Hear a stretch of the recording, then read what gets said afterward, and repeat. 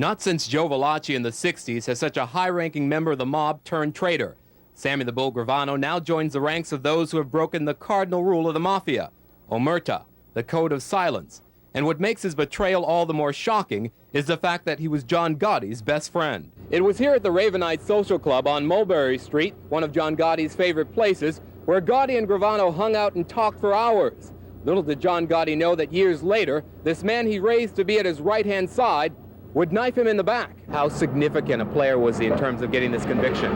Well, he was probably the most important ingredient of all outside of the tapes, because of the fact that here you had a man who was directly appointed by John Gotti as his underboss, as his #1 aide, who turned against the Dons. Our country is sick to the core if it is willing to pay for testimony by literally absolving a person of 19 confessed murders. Others have walked Gravano's road. Mobster Phil Leonetti brought down Godfather Little Nicky Scarfo in Philadelphia.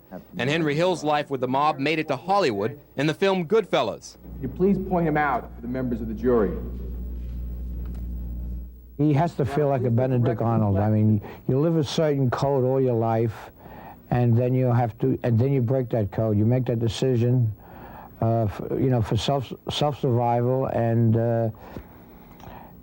I know he's got to have a tough time living inside his skin right now.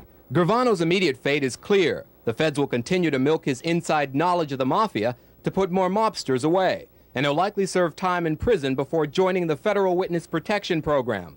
But Joe Coffey predicts we'll see Gravano again, still on the wrong side of the law. Only people like Gravano, they can't resist the action. Someday he'll be back, and he might be found in the street dead someday because of his actions, not because of anyone else's actions.